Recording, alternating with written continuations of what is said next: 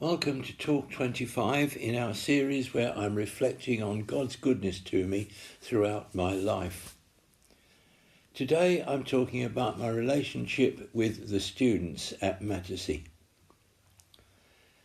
The key to the success of any organisation, whether it be a business, church, school or college, is the quality of relationship between those who work, worship or study there.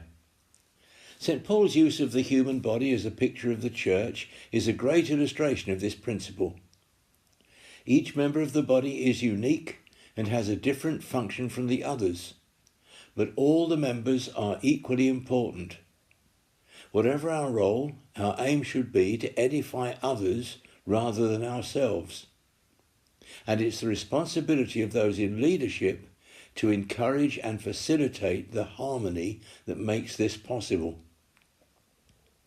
As I've already indicated, my relationship with staff and faculty members was, I think, a fairly happy one. Of course, there were times when I got it wrong, but I'm sure that the success we enjoyed at Mattersey was due to the favour God granted us by giving us a team who were willing and able to work together in achieving the vision He had given us for the college. But what about the relationship with the students?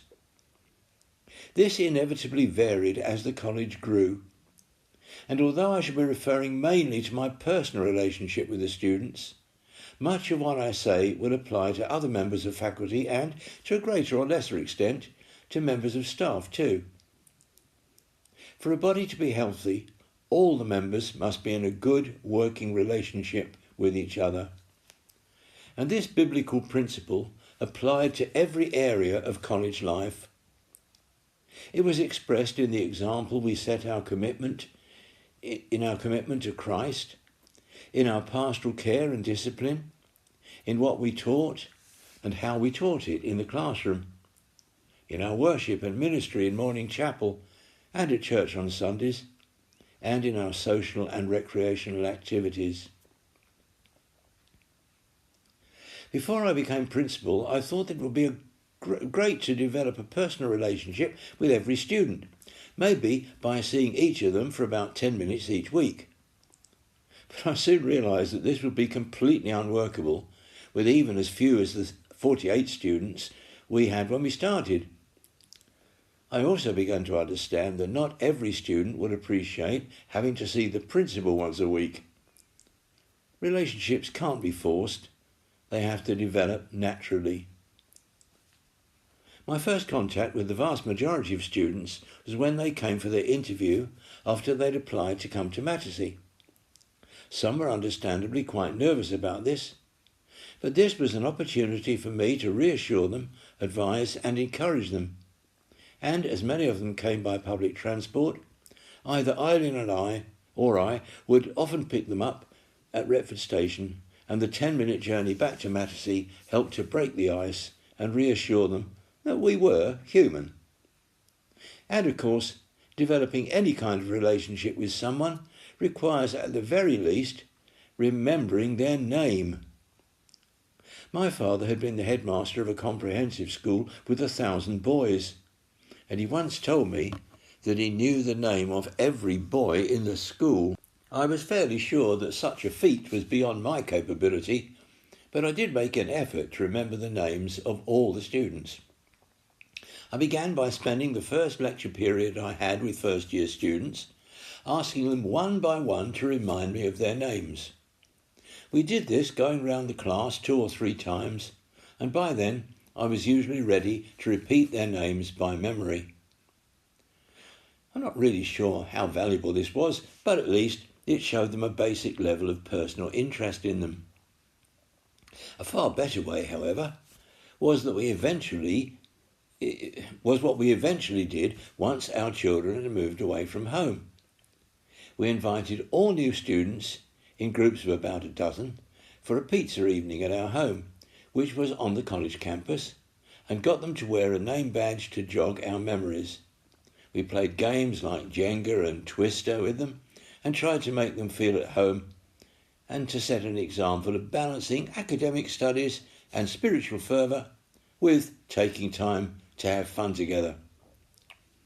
And of course, These weren't the only times we had fun with the students. Our annual Christmas concerts, preceded by a traditional Christmas dinner where faculty members served the students, were hilarious times together when we learned things about each other that would never be learnt in the classroom. Which was also true of the occasion I challenged the winner of the student table tennis competition and, to the delight of the students, narrowly lost by 2-1.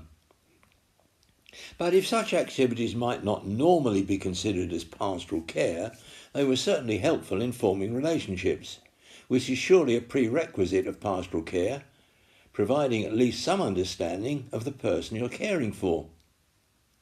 Nevertheless, it goes without saying that these activities were clearly not enough for us to form a significant relationship with students that would last throughout their time with us at Mattersey.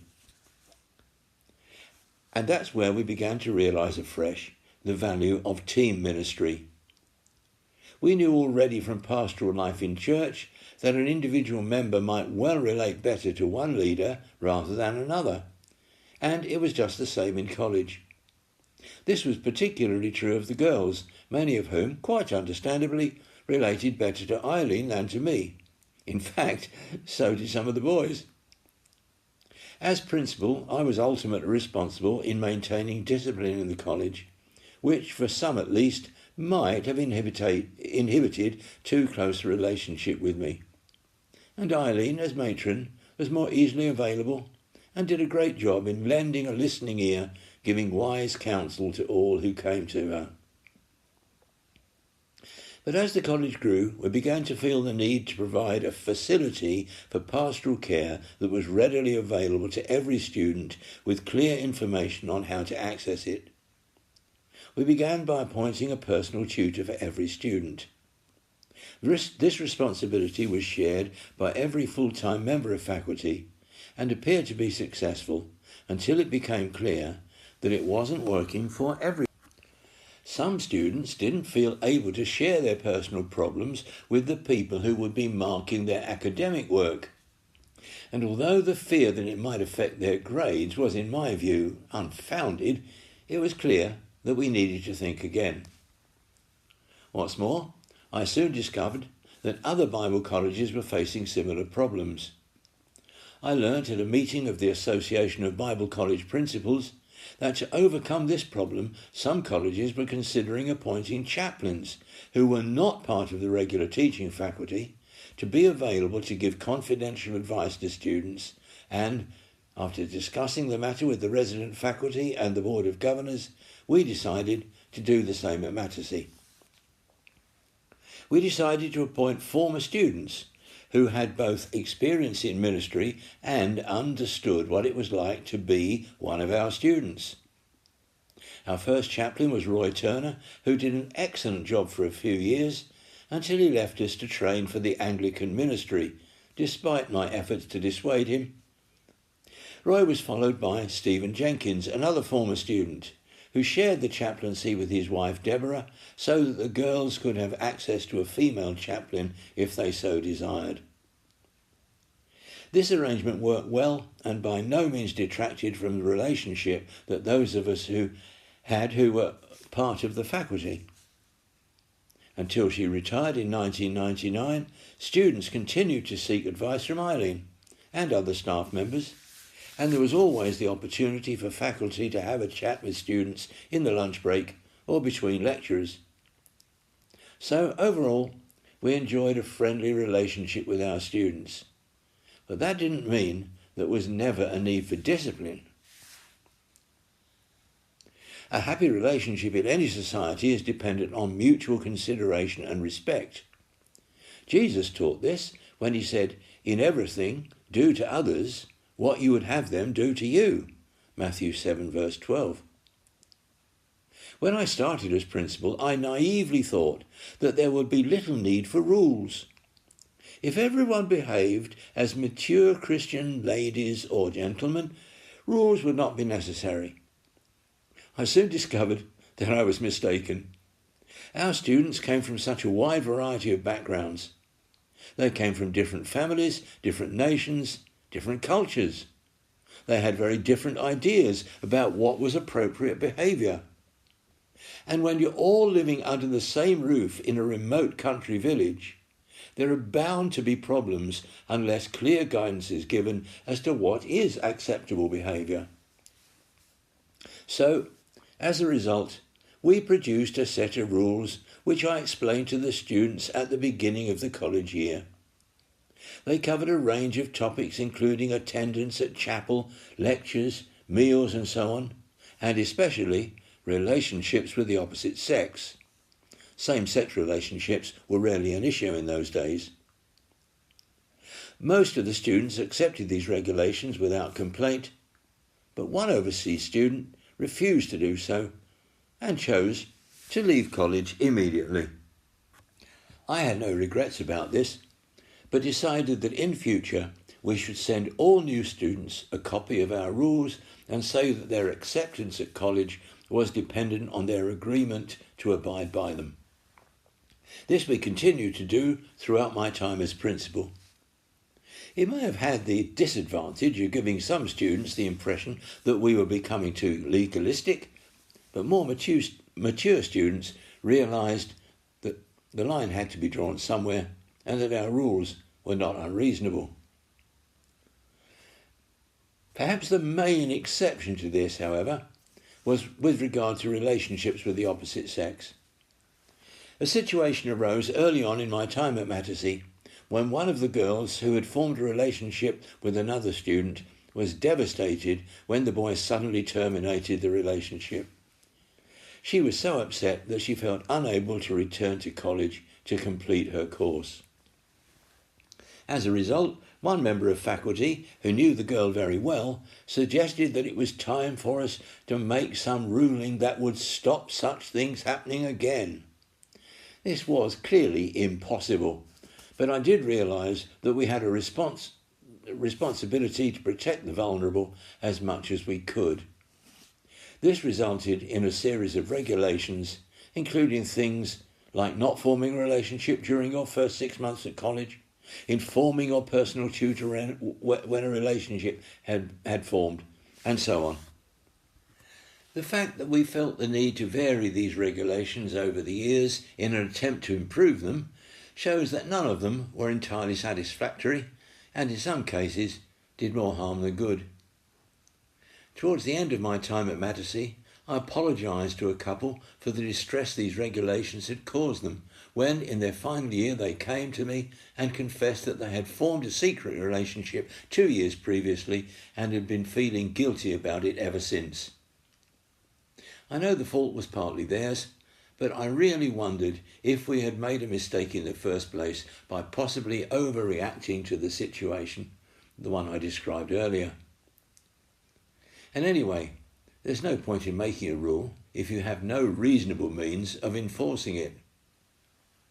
So, looking back on it, I'm not sure that we always got it right, but right or wrong, our motive was always to do what we felt was best for the college community as a whole, and I'm grateful to all our senior students who played a great part in informing me of student opinion and, where necessary, reminding their fellow students of what was expected of them as men and women preparing to serve the Lord Jesus. Finally, I hope that the way we handled these matters showed the students the importance of discipline and the spirit in which it is exercised.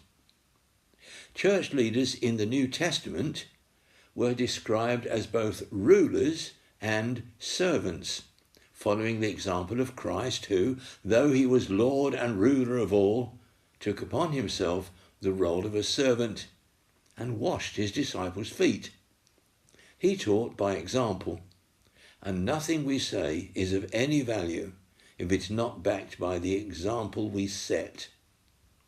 But that brings me to the subject of teaching. This we usually associate with what goes on in the classroom, and there was certainly plenty of that at Mattersey. There is, of course, less opportunity in the classroom to form relationships with individuals, especially when the class is large, and the teaching method is the lecture. I well remember in my first term at Oxford an economics lecture attended by over 200 students. In something of a monotone, The lecturer read what he had written and there was no opportunity to ask questions at the end. In those days, attendance at lectures was not compulsory, and a week later, student numbers had diminished considerably. I stopped going after the third lecture and was not surprised when it was announced on the college notice board that the series of lectures had been cancelled due to an indisposition. Needless to say, my relationship with that lecturer amounted to 0. There were clearly 3 reasons for this. The lecturer had inadequate communication skills, the class was too large, and there was no opportunity to ask questions. Fortunately, at Mattersey, all our lecturers were able communicators, and although at times our class sizes were larger than ideal, there was usually time for questions. I personally have always preferred to take questions at the end to ensure that I've covered all the material necessary first. In fact, very often students who've wanted to ask a question earlier have discovered that the question was answered later in my lecture. However, at whatever point of the lecture questions are invited, the value in doing so is undeniable. It not only gives the student the opportunity to get clarification on anything they have not understood, but also helps the lecturer to understand a little more about the student, their personality, their needs, their aspirations, and their concerns, not to mention their level of intelligence. And of course, the answer to a question can benefit not only the student who asks it, but potentially the whole class. What's more, valuable lessons may be learned from the way the question is answered, as much as from the answer itself. At a recent EPTA conference, more about EPTA in our next talk, I was delighted to meet up with a former college student who told me that, although he was grateful for all I had taught him at Mattersey, the most valuable lesson he had learned was from the way in which I had answered a particular question. He told me that on one occasion another student had asked a ridiculous question at which he and the rest of the class were groaning inwardly. Had he been asked the same question, he would have dismissed it very quickly, possibly ridiculing the person who had asked it. Young people, even Christian young people, can be very unkind at times, and Mattersey students were no exception. But apparently I had treated the student with respect, as I've always tried to do, despite the stupidity of the question. I confess I was greatly moved to hear this, and am reminded that people learn more from our lives than from anything else. So teaching at Mattersey was by no means confined to the classroom. I had valuable conversations with students when we were travelling together in my car or in the college coach or minibus. And of course, there were our Wednesday morning chapel services, which were longer than on other days, and when a member of faculty or a guest speaker would preach. Students could see us in a different mode than in the classroom, and I'm sure they were learning, often without realising it, from the example we set. I was once preaching at an EPTA conference in Erzhausen, Germany, when I noticed that Don Smeaton, a colleague from another college, was quietly making comments to a young man beside him. After the meeting, he came and apologised in case he had distracted me. But he was giving the young man, who was one of his students, a lesson in homiletics, using me as a model. We do learn by watching, and that's why it's so important that church leaders set a good example in these things, whether it be preaching, or the exercise of spiritual gifts, or how they pray for people to be healed or receive the baptism in the Spirit. Students often receive the baptism under my ministry, either privately or in the chapel or classroom. And on one occasion, a student listened to my teaching, watched me put it into practice in the classroom, and, following my example, that very evening saw several young people filled with the Spirit as he laid his hands on them during the youth meeting.